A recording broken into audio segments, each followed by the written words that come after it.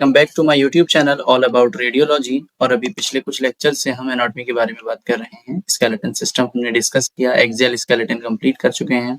Appendicular skeleton में अगर मैं आपको बताऊं तो अपेंडिकुलर स्केलेटन में आपके अपर लिम्ब और हमारा जो लोअर लिम्ब है दोनों ही आते हैं, including shoulder girdle and pelvic girdle. तो बिना टाइम वेस्ट किए सबसे पहले आप मेरे यूट्यूब चैनल को सब्सक्राइब कर लीजिए, ऑल अबाउट रेडियोलॉजी, और हम कंटिन्यू करते हैं इस लेक्चर को। तो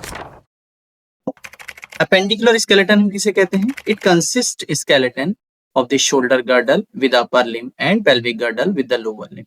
The bones of the upper limb function to grasp and manipulate object and the lower limb permit locomotion. आप किसी चीज को होल्ड करना चाहते हैं, किसी चीज को उठाना चाहते हैं, किसी चीज के बारे में अगर आपने कोई भी यहाँ पर मूवमेंट करनी है तो वो आप अपनी अपर एक्सट्रीमिटीज के थ्रू करते हैं, और अगर आपको मूवमेंट करनी है that is done with the help of your lower extremities. तो यहाँ पर आप बहुत क्लियरली देख सकते हैं कौन कौन सी बोन्स हैं जो आपके अपर एंड लोअर लिम्ब में आती हैं।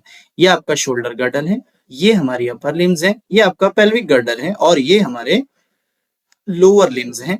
तो these all together comes and they form your axial skeleton system, sorry appendicular skeleton system.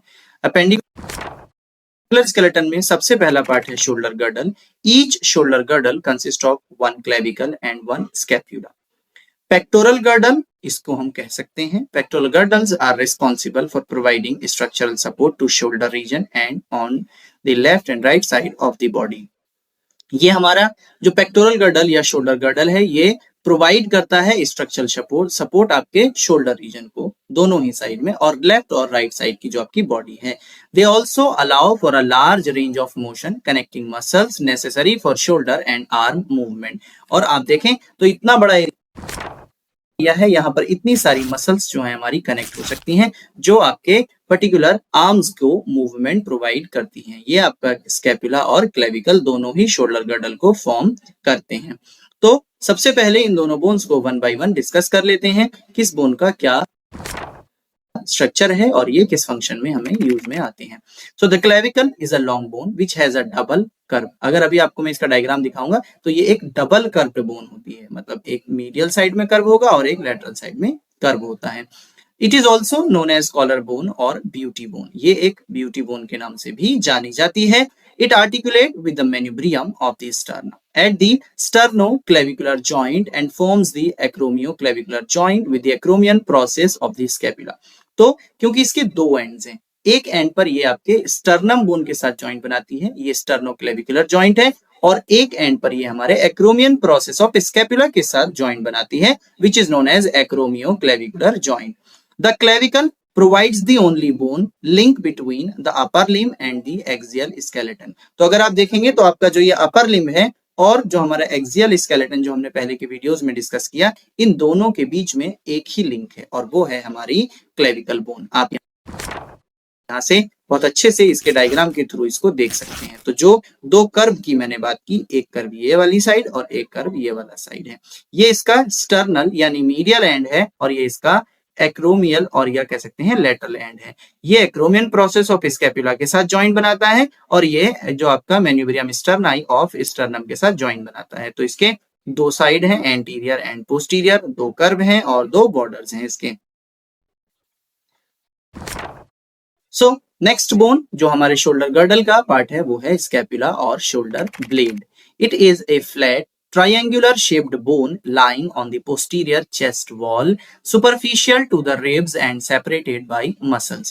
तो जो आपका एक्सियल स्केलेटन है उसी के ऊपर ही हमारी ये बोन प्रेजेंट होती है। पोस्टीरियर साइड में हमारे पीछे की तरफ एक बोन है which is known as scapula और शोल्डर ब्लेड।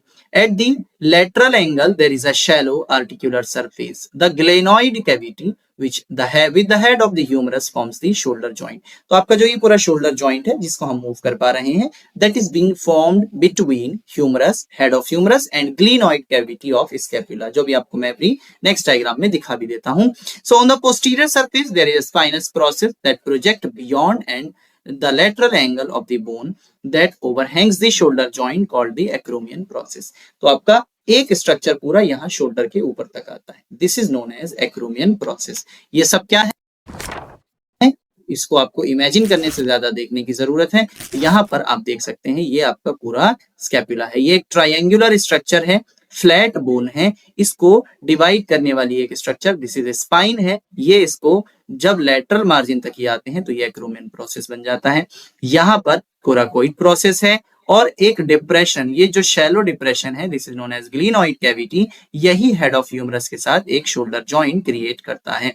सो इसके देखेंगे आप तो बॉर्डर्स देख लेंगे, ये इसका लेटरल बॉर्डर है, ये इसका मीडियल बॉर्डर है और ये इसका सुपीरियर बॉर्डर है। इसके एंगल्स देखेंगे, ये इंफीरियर एंगल है, ये इसका लेटरल एंगल है, मीडियल एंगल है और ये इसका लेटरल एंगल है। यानी जो ग्लिनोइड कैविटी है वो मीडियल एंगल में ही प्रेजेंट होती है। जो इसकी स्पाइन है इसको दो पार्ट्स में डिवाइड करती है, सुप्रा स्पाइनस फोसा और इंफ्रा स्पाइनस फोसा। इसकी दो सरफेसेस होती हैं, एक सरफेस जो इसकी एंटीरियरली प्रेजेंट होती है और ये वाली सरफेस इसकी पोस्टीरियरली प्रेजेंट होती है। तो जो पोस्टीरियर सरफेस है वहां पर स्पाइन है, जबकि आप देखेंगे एंटीरियर सरफेस एकदम स्मूथ होती है, जो हमारे रिब्स के यानी थोरेसिक वॉल की पोस्टीरियर मसल के साथ स्मूथ मूवमेंट प्रोवाइड करता है। नेक्स्ट जो इसका फीचर मैं आपको बताने वाला हूं, it articulates with the clavicle at the acromioclavicular joint, जो भी हमने क्लेविकल के साथ डिस्कस किया था। ये यहाँ पर क्लेविकल के एक्रोमियन प्रोसेस के साथ जॉइंट बनता है।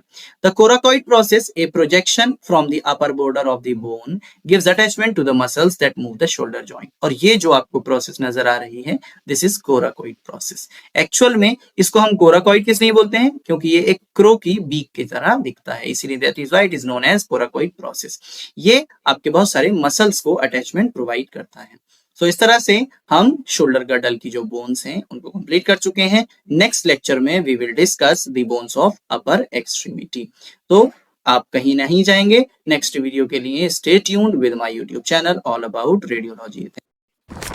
Thank you so much everyone, and please do not forget to subscribe, like, comment and share. Please share with your friends. Thank you so much. Have a good day.